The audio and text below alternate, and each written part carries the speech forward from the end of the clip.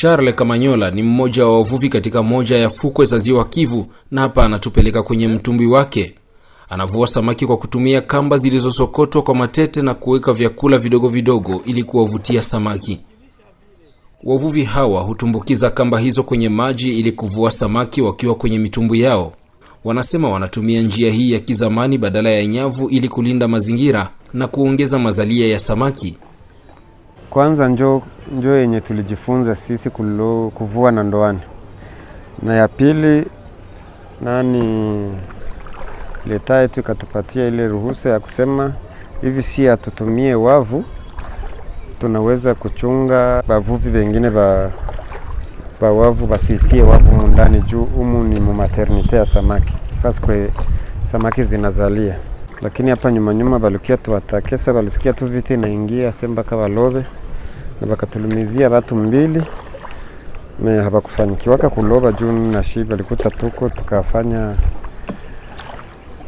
vita nao. Ziwa Kivu linaunganisha Goma na Bukavu, miji miwili iliyokumbwa na visa vya uporaji kabla ya M23 kuingia, lakini pia ukosefu wa usalama baada ya raia wengi kuwa na silaha. Awali, wavuvi walitumia chambo zilizotengenezwa na taka za pombe za kampuni ya kutengeneza vinywaji ya Bralima mjini Bukavu, lakini kampuni hiyo imeporwa. Licha ya juhudi ambazo wanazifanya wakati huu mgumu ili kukidhi mahitaji ya familia zao, wavuvi hao wanashuhudia baadhi ya changamoto. Kwa sasa majenzi kwa mabaya, hatupate tena samaki ipate fasi ya kutagia na uchafu inakuwa nyingi zaidi ndani ya Ziwa Kivu. Usiku tunaweza fanya uvuvi kama kawaida. Tatizo tu tuko nayo sababu hatupate vya kukulisha samaki. Kwa kuvua samaki tunatumikisha taka ya kutoka Bralima. Sasa kwa sai hatuipate, ndio magumu tunaweza tuko nayo. Sababu shirika iliwahi kuporwa kabisa.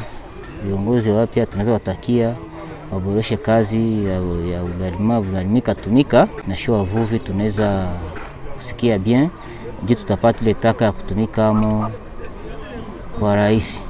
Miongoni mwa wavuvi hawa kuna wale wanaovua wakati wa mchana na wengine wanavua usiku bila uoga wowote.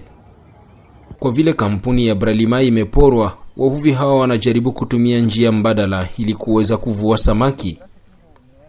Wakati tuliona mambo yanabadilika, Bralima itupatie ngano, tukaanza kwanza nafanya utafiti ya kuzunguruka kutafuta chakula. Tunaenda kuplace tunoza kwa ile bunga, ama tunashuka kule Mugiamba tunatafuta mihindi yanapigaka kanyanga, jinanyo tunaita shebisakata, tunakia tunatupa mumai, tuangalika tutapata hata kidogo ya kukiri kwa mahitaji ya familia zetu. Katika wakati huu mgumu kiusalama, wavuvi kwenye Ziwa Kivu wanatarajia amani na mshikamano kati ya nchi za maziwa makuu Afrika.